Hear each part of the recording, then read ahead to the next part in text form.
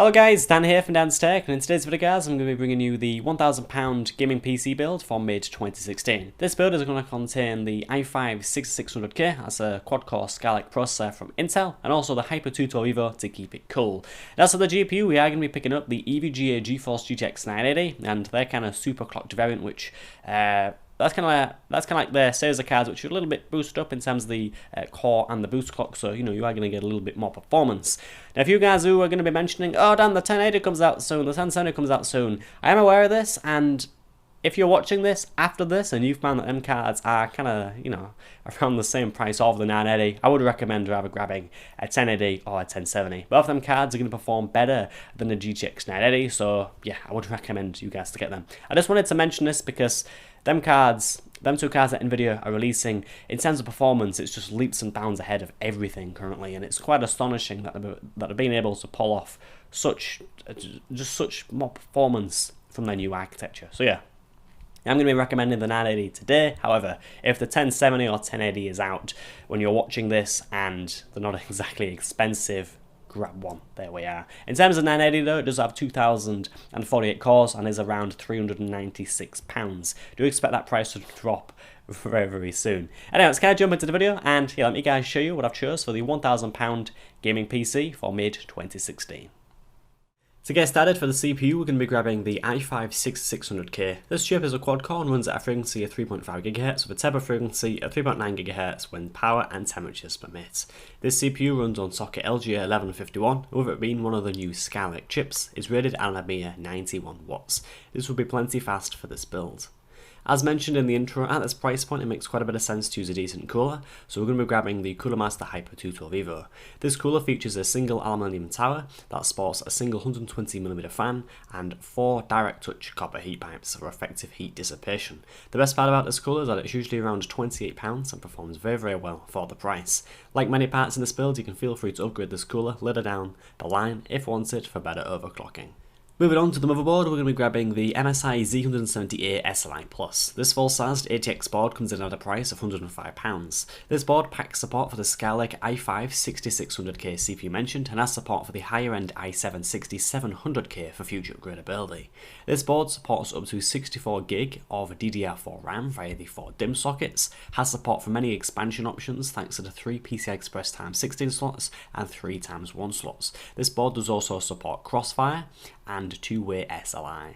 As for internal ports, this motherboard has a total of 6 SATA 6GB ports through the Z170 chipset. The board features 6 USB 2 ports as well as 6 USB 3.1 Gen 1 ports, in addition to a single USB 3.1 Gen 2 port at the back panel. Moving on to the RAM for this build, I've opted to go with 2 4GB sticks of Kingston HyperX Fury memory. This memory is DDR4 and runs at a speed of 2400 MHz. This will work fine with this MSI board chosen and is a good price, currently $28.99.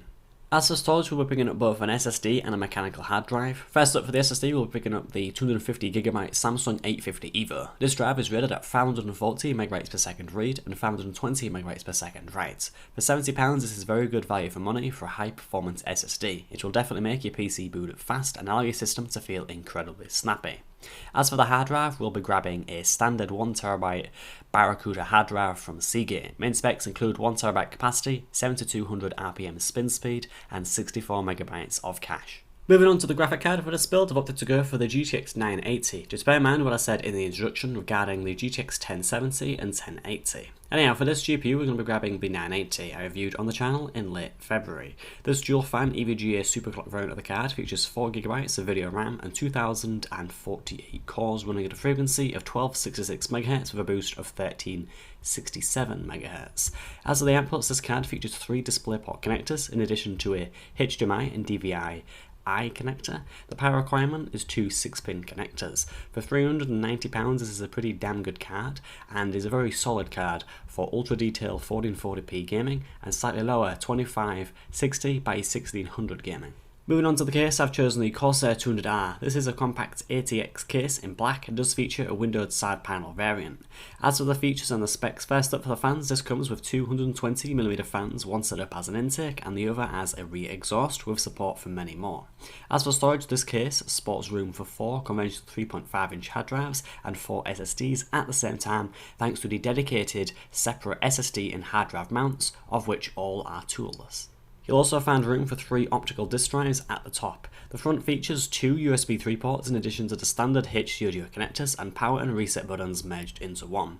As for component clearances, graphic card and power supply clearance is essentially unlimited, with the CPU cooler clearance being a pretty average 16.5cm, however enough for the Hyper 212 Evo cooler to be installed.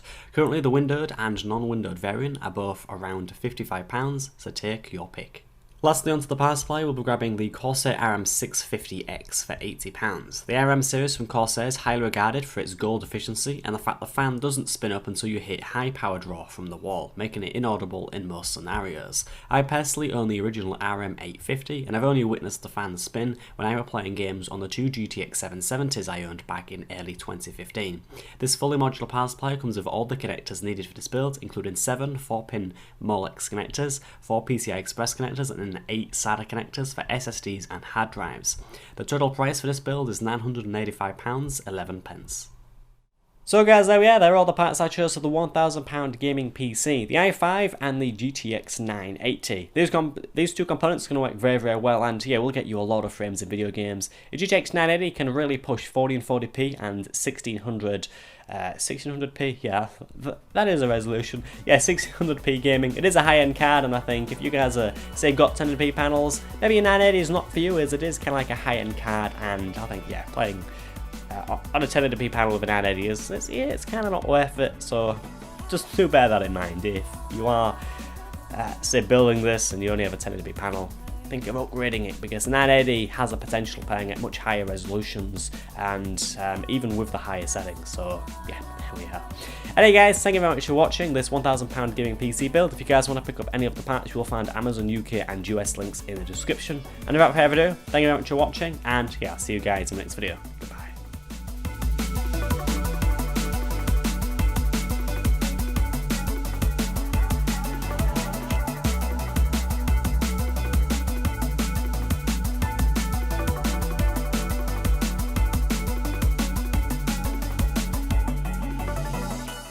As for the GPU, we're going to be picking up the XFX.